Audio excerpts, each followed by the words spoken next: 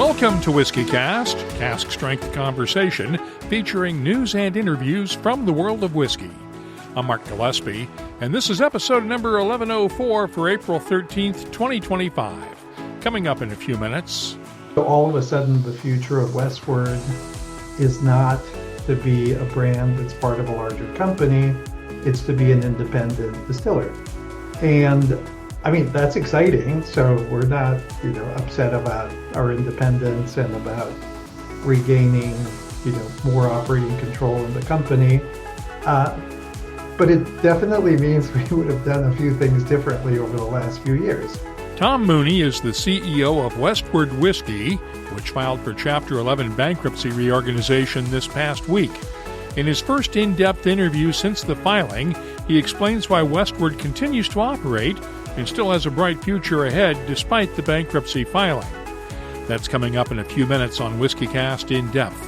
I'll also have the What I'm Tasting This Week department, Behind the Label, and much more. The news is next on this week's Whiskey Cast. Hello, Gabriel Cardarella for Jewers. The 2025 release of our Jewers 19-Year-Old Champions Edition is a masterpiece, crafted for those who appreciate the finer things, whether on the course or in a glass. More on that in a moment. Let's get started with the week's news. It's brought to you by the Dalmore. We'll start, as usual, with the latest on tariffs and how they affect the whiskey industry. The U.S. backed off of its reciprocal tariffs this week in favor of a 10% blanket tariff on almost all imported goods, including whiskey.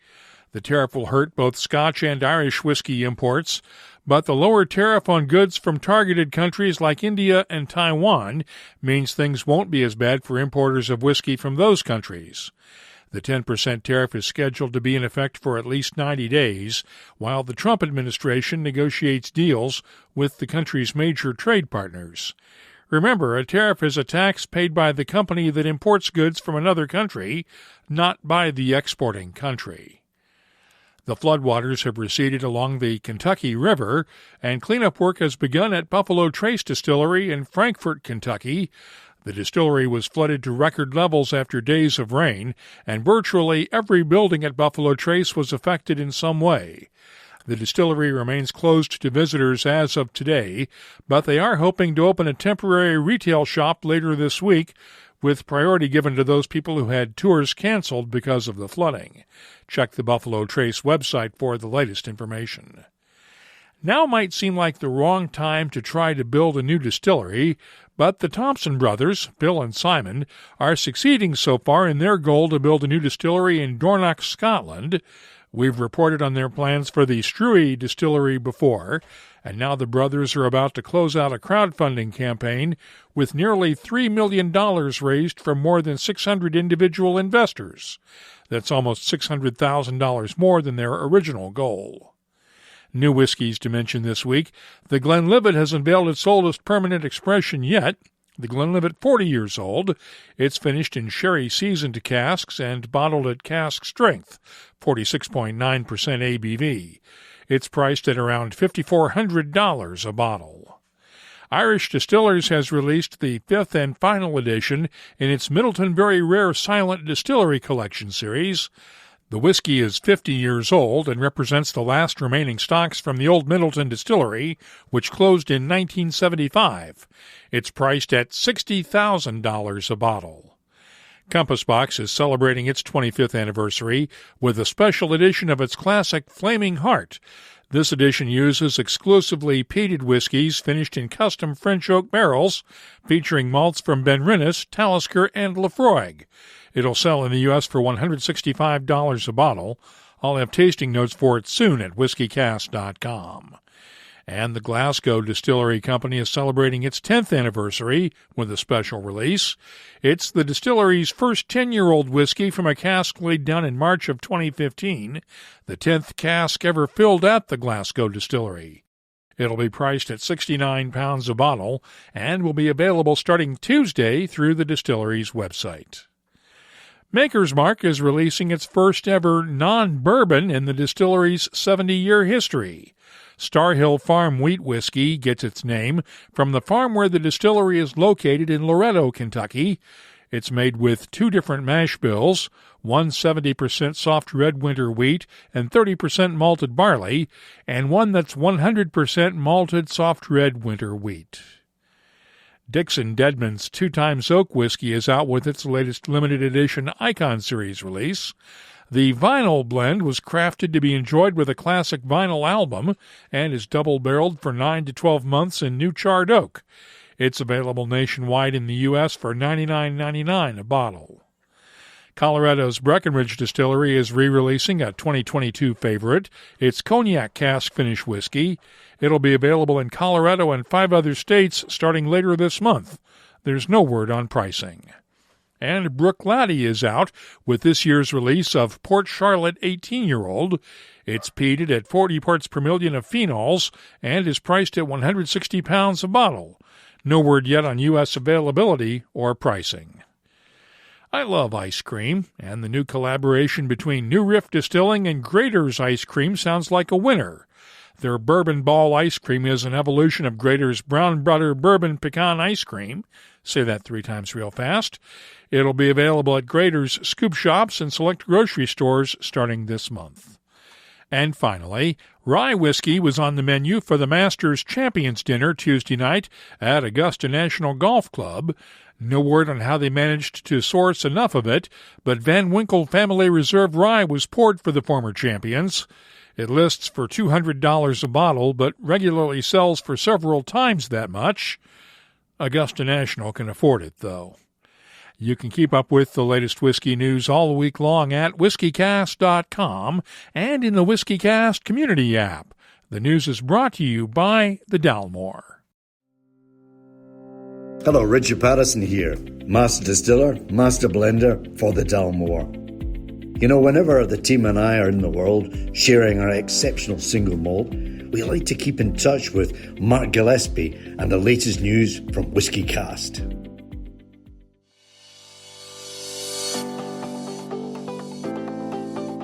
Let's check the calendar now and see what's happening around the world of whiskey. The Kentucky Bourbon Festival isn't until September, but tickets for this year's festival are going on sale Thursday through the festival's website. Jack Bros Dining Saloon in Washington, D.C. is hosting Andrea Wilson of Michter's for a tasting on Monday night. The Brandy Library in New York City has a Japanese whiskey tasting this Saturday. The Nth runs from April 23rd through the 25th in Las Vegas. The Miami Whiskey Mash is on the 26th in Coral Gables, Florida, and the Spirit of Speyside Festival gets underway on April 30th and runs through May 5th. Tickets are still available for some festival events. If you're organizing a whiskey event, let us know about it. We'll add it to the calendars at whiskycast.com and in the WhiskyCast community app. Dewar's 19-year-old Champions Edition is more than just exceptional whiskey. It's a tribute to the U.S. Open Championship. Each year's limited edition release is crafted to honor the host course, integrating its spirit through a unique cask finish. For the 2025 tournament at Oakmont in Pennsylvania, Dewar's continues this tradition with an exceptional 19-year-old whiskey, double-aged, and finished in a way that nods to Pennsylvania's long-standing connection to apple brandy. Created by 6-time Master Blender of the Year Stephanie McLeod, this year's edition is finished in Calvados apple brandy casks, imparting layers of green apples, apricots, citrus, warm spice, and a touch of honey. This isn't just a tribute, it's a masterclass in blending. Seek it out, savor every drop, and trust me, you'll be glad you did. Please enjoy responsibly. Copyright 2025, Dewar's is a trademark. Imported by John Dewar & Sons Company, Coral Gables, Florida. Blended Scotch whiskey, 43% alcohol by volume. Last Sunday, House Spirits, the parent company of Westward American Single Malt Whiskey, filed for Chapter 11 bankruptcy protection. The move will allow the distiller to restructure its debts while continuing in operation. Tom Mooney is the CEO of House Spirits, and this is his first in-depth interview since the bankruptcy filing. We talked this week on a Zoom call. First of all, what led up to the bankruptcy filing? What prompted it to take place now? Yeah, I mean, I'll give you a slightly long answer, but I've learned this week that I think it's helpful.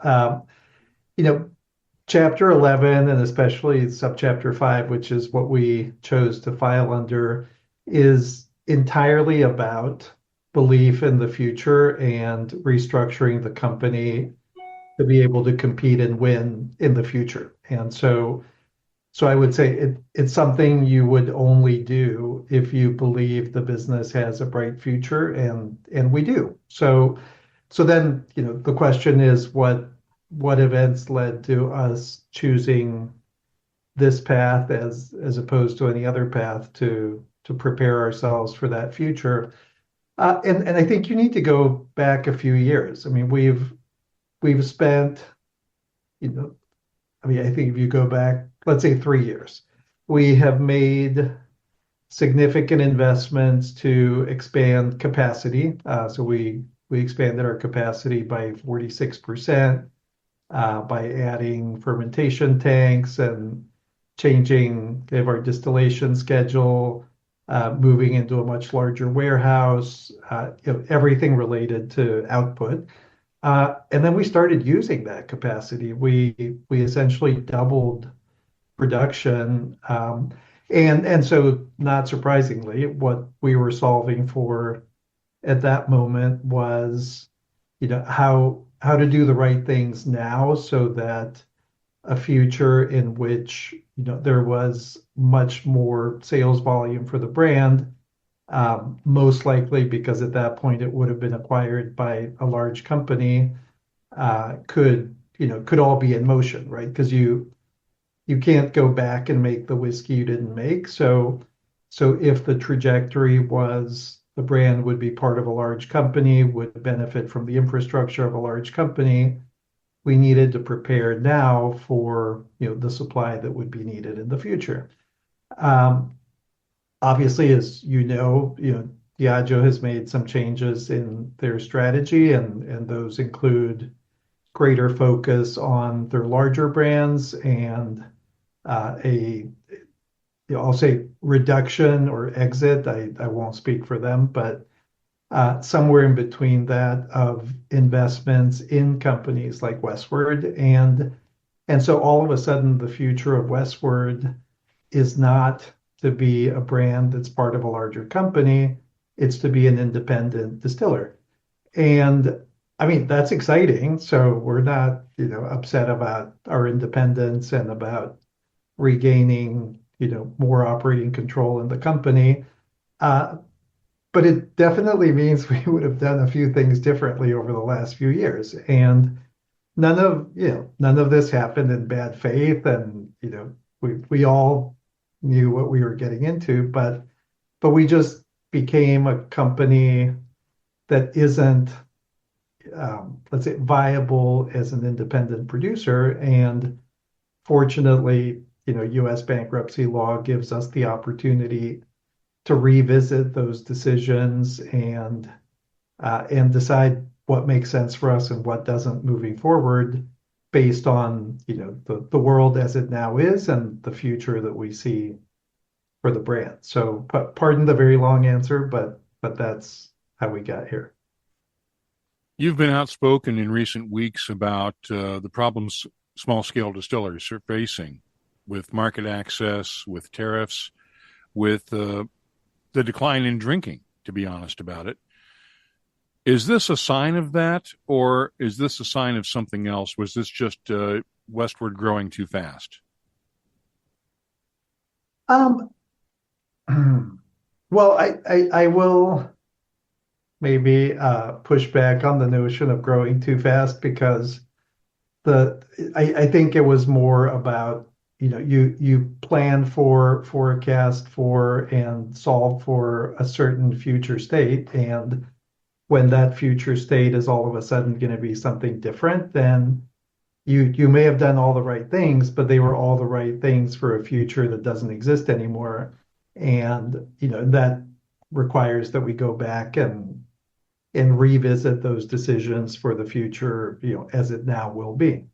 Now, I mean, to the first part of your question, there are a lot of different factors weighing on spirits producers right now, and I think many of them are compounding factors. But if I looked at the list of things that have affected us in one form or another, I think it's market access that is the greatest issue because, I mean, yes, there's an overall decline in consumption of bottled spirits, but but there's a huge increase in RTDs, right? So that's just being in one part of the market versus another. Tariffs are definitely an issue for us because for a company our size, we're particularly exposed to exports. I mean, we exported about 40% of our sales last year and about around 30% if you look at the last 2 years combined. So anything that disrupts trade between the US and other countries will affect 30 to 40% of our business. And so we wish that weren't happening. But it is what it is. But I think market access is really the biggest issue because the way our industry is structured and everything from our home states laws and regulations to other states and federal involvement, it makes it extraordinarily difficult for a small producer like us to do business directly with a consumer. And even though you can go to westwardwhiskey.com and buy something and it'll show up at your home, and so it'll feel to you like this is no different from any other industry. I mean, as you know, but I'll say it, everything that needs to have happened for that box to reach your house is lost revenue or lost gross profit for a producer like us. So we had to sell that product to a distributor who then sold it to a retailer who then shipped it to you. And, that's fine. But if we were a winery of the same size, that wouldn't be the case, right? And it's the same alcohol molecule that's in wine or whiskey. So the fact that the two are regulated so differently means that, let's say a 10,000 case per year winery almost certainly does most or all of its business direct to consumer. But a 10,000 case whiskey brand, relies primarily on the 3-tier system and even, additional players, involved along the way to make that sale to you seem like a normal experience. And you as a consumer don't want to deal with the complexity of how our industry is regulated. So we have to make that invisible to you, but it's real and it eats into our ability to be financially sustainable. You mentioned in the bankruptcy filing that there were constraints that kept you from getting outside financing to recapitalize the business during the period leading up to the bankruptcy. Was that because of the contracts with Diageo? Yeah, initially, and again, for obvious reasons, I'll let Diageo speak for Diageo, but yes, I mean the relationship with Diageo was for them to be our sole source of financing and for them to have a right of first refusal to any financing the company felt it needed. And so that just took a while to play out to get to where we could finally, go to the market and raise outside financing.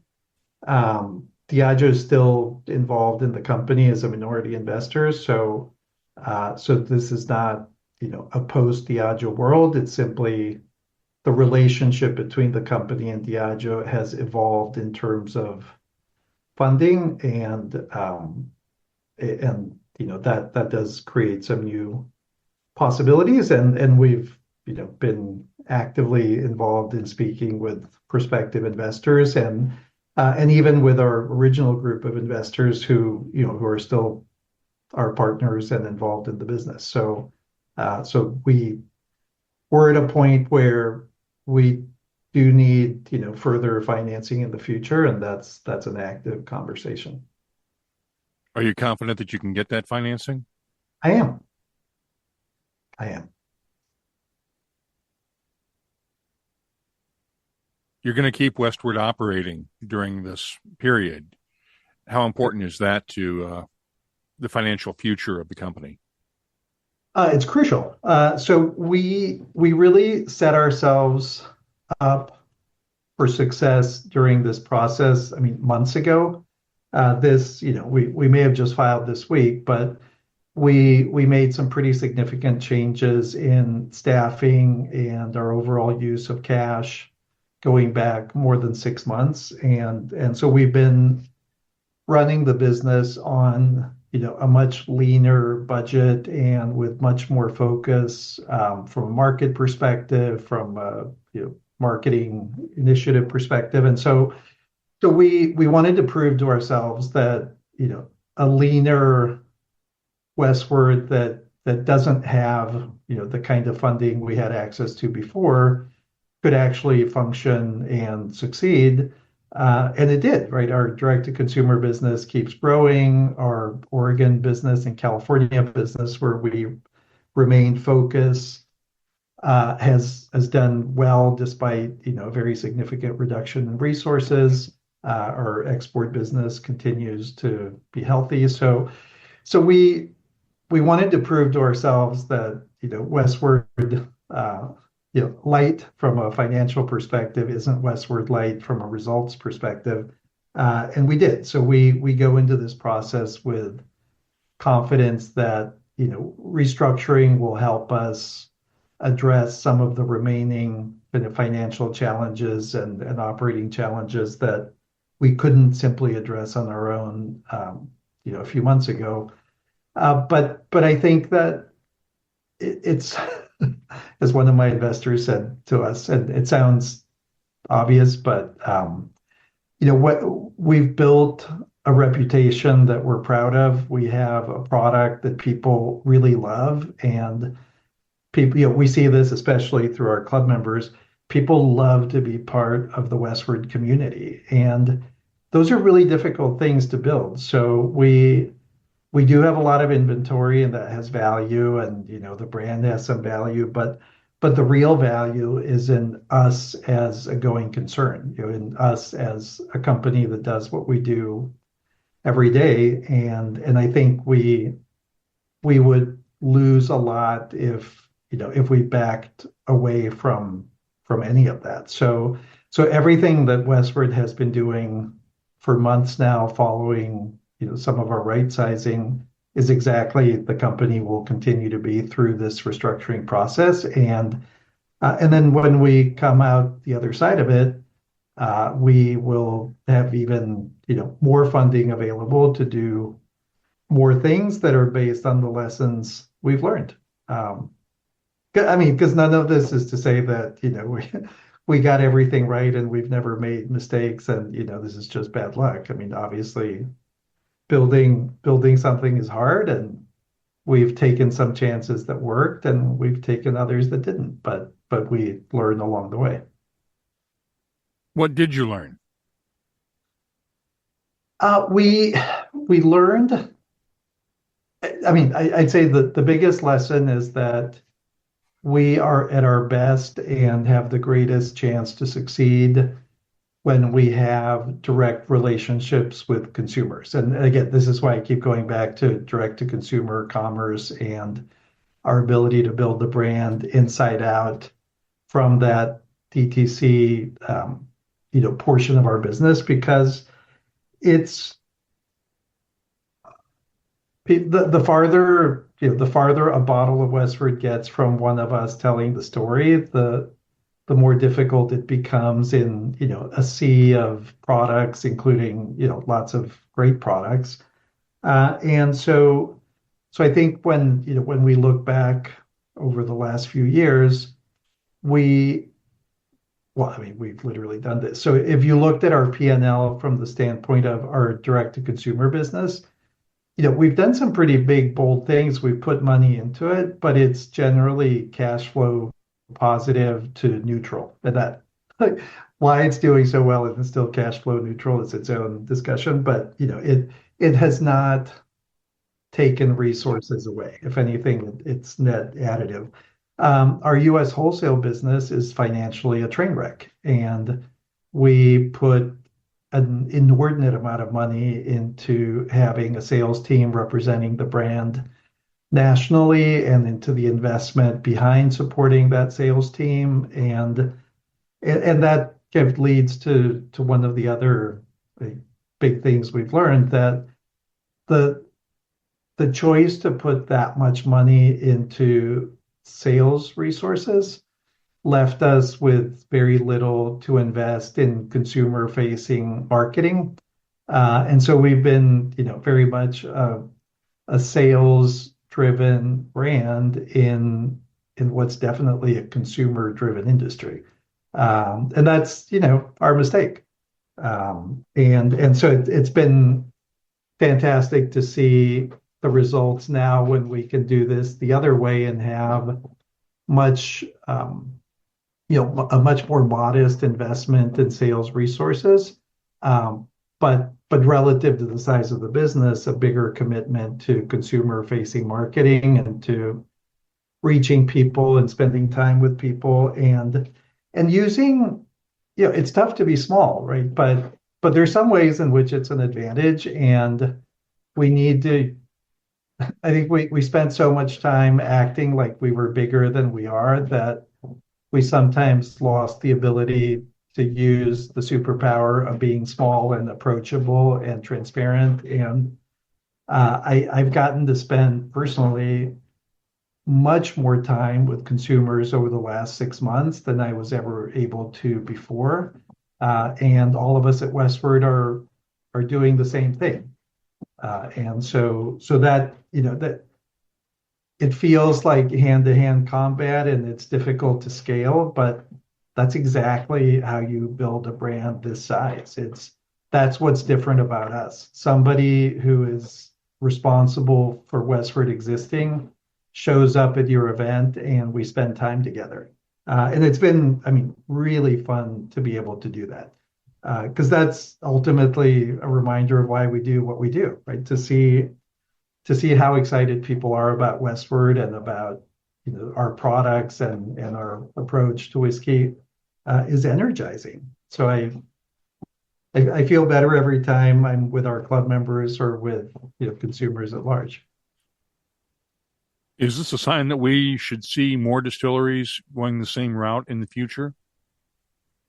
In the next 6 months to a year, as the economy continues to be in upheaval? So you mean the bankruptcy filing route? Yes. I do. I think we weren't necessarily looking to be we're proud of being pioneers in a lot of different ways. I don't think we ever intended to be a pioneer in terms of the financial restructuring process, but I know that we have learned so much about the benefits of taking this approach that would help a lot of our friends who are in similar situations. So there's very little about the Westward story that I shared that doesn't apply to 100 or several hundred other distillers, and so I think anybody with a strong interest in the future of their brand should at least consider this approach, because it really is something very special about U.S. business law that allows a company to acknowledge mistakes and correct them, after they've happened. Give me a sense of the timeline for getting through this process. It's quick. So the sub fee form of Chapter 11 that we're using is designed for smaller businesses like us, and within 3 months we'll be on the other side of this, if not sooner. We filed on Sunday. We had our first day hearing with a judge on Tuesday. We're already pretty far along on preparing for some of the next filings. By May. I mean, by next month, we should have a solid idea of the plan we're going to develop with a trustee and ask the court to approve. And again, definitely by 3 months, if not less, we will be on the other side of this. Thanks to Tom Mooney of House Spirits and Westward Whiskey for his candor on this week's Whiskey Cast In Depth. Let's start off the What I'm Tasting This Week department with the new Whiskey Gypsy Tribute from country music star Eric Church and Outsiders Spirits. It's a double-barreled bourbon finished in new American oak, distilled from sustainably raised grains, and bottled at 43% ABV. The nose has touches of caramel, pipe tobacco, cherries, and a hint of leather. The taste has notes of cherries, caramel, soft spices, and a hint of red apples, while the finish is long with subtle spices and touches of cherries and apples. I'm scoring the Whiskey Gypsy Tribute Bourbon a 92. Lost Lantern Whiskey is out with its spring collection of whiskeys, including the opulent Orchard Rye Whiskey. It comes from the New York Distilling Company and is finished in apple brandy casks. It's bottled at cask strength, 57.5% ABV, and the nose has touches of red apples, peaches, soft spices, and a hint of molasses. The taste has a nice balance of apples and red grapes at first, followed by a slow onset of clove and cinnamon spices that fade to reveal peaches and molasses cookies, leading into a long and sweet finish. I'm scoring Lost Lantern's opulent Orchard Rye Whiskey a 93. Got the chance the other night to try the first single malt distillate from the Pierce Lyons Distillery in Dublin. It's bottled as the Pierce Genesis release. It's bottled at 57.1% ABV, and the nose has touches of honey, vanilla custard, ginger, apricots, and stone fruits. The taste has notes of white pepper, creme brulee, lemon zest, ginger, and a hint of apricots, while the finish is long with lingering spices and a touch of apricots. I'm scoring the Pierce Genesis Single Malt a 93. I'll be adding these whiskeys to our searchable list of nearly 3,900 different whiskeys from all over the world. Check it out this week at whiskycast.com. Let's open up the WhiskeyCast community app now and see what people are talking about this week in our community segment. Discourse posted this comment in the app after our interview with retired Hodling & Company master distiller Bruce Joseph in mid-February. Was looking for some old Potrero after hearing Mark interview Bruce Joseph. Couldn't find it on the shelf here at our Benny's warehouse, and then looked at the end-of-bin shelf. Good lordy, this is a blast of flavor. 100% malted rye, port finish, and at 64.9% ABV. Happy I bought it. Would have bought it at suggested retail price, but I liked it better at half price. It's like a dark jam you'd buy at a farmer's market, except it's at 130 proof. I'm glad you liked it. Juan Cruz posted this Karate Kid reference in the app the other day. Tariffs on, tariffs off. Tariffs on, tariffs off. Sounds like Mr. Miyagi is advising on tariffs. And Christina posted a pair of polls in the app the other day asking about your whiskey buying plans, given the ongoing tariff situation. For people living outside the U.S., 36% said their whiskey buying would remain about the same, while 32% said they planned to cut back on buying American whiskeys, and another 27% said they were not buying American whiskeys at all. A handful, about 5%, said they would buy more American whiskey. Watchman999 posted this comment from Alberta. It's mostly business as usual here, but I have heard that once current inventory is gone, there will be no more product brought into the province. I'm sad that the whole situation even exists. Among those living in the U.S., 35% said they would decrease buying tariffed whiskeys, while 13% said they would not buy tariffed whiskeys at all. 9% said their purchases of tariffed whiskeys would increase, and the majority, 44%, said their whiskey buying would remain about the same. Whiskey Raven said in the comments, "It may be cheaper for me to go to Scotland more often and buy locally. Would have to sort through the shipping side of the equation and ultimately determine if it makes sense. Nonetheless, I'm concerned." What's your take? Download the free Whiskey Cast community app and join the conversation. You can also find us on social media. Just look for Whiskey Cast on Blue Sky, X, Threads, Instagram, and Facebook. And our email address is comments@whiskeycast.com. Let's close out the show now with Behind the Label, our look at the history, science, and people who make whiskey unique. Last weekend, we were visiting friends in Bristol, Rhode Island, and stopped by O'Brien & Brough, the local distillery and blending house. They had an unusual bourbon on hand, one that was distilled back in 2010, according to founder Adam O'Brien. It started its life in Kentucky.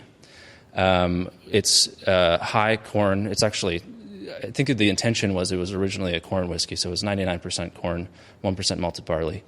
But for whatever reason, it sat, and it just ended up in a tank for a good long time and was going nowhere. And so we found it.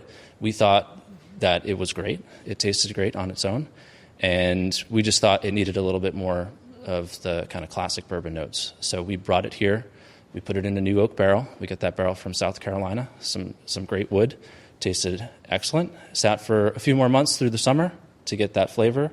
And we bottled it last November, I believe it was. And it's got a lot of cool corn flavor to it because of the high corn content. Really nice kind of barrel spice notes to it. And again, it's a little bit of a mysterious whiskey that kind of would otherwise have just either sat or gone to some who knows where else. But I'm glad we got it and we got to enjoy it. The bourbon is available by the glass at the O'Brien & Brough Tasting Room in Bristol, where they also sell bottles of Cherry Stone Rye, named for the cherry stone clams that are native to the region. There's an unusual line on the back label of Cherry Stone Rye, for sale in Rhode Island only. That's because there's a loophole in the federal government's labeling regulations for distillers and wineries that only want to sell in one state. Since there's no interstate commerce involved, their products are largely exempt from TTB label approval. They still have to follow all of the requirements, but can apply for an exemption from the label approval process. If there's something you'd like us to look at on an upcoming episode, just get in touch with us.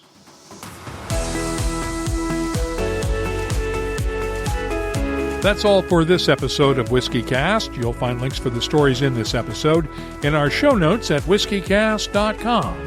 That's also where you'll find the latest whiskey news, my tasting notes, the calendar of events, the whiskey photo of the week, and, of course, a complete archive of past episodes going all the way back to 2005. Get in touch with us, download the free Whiskey Cast community app from your app store, or find us on social media.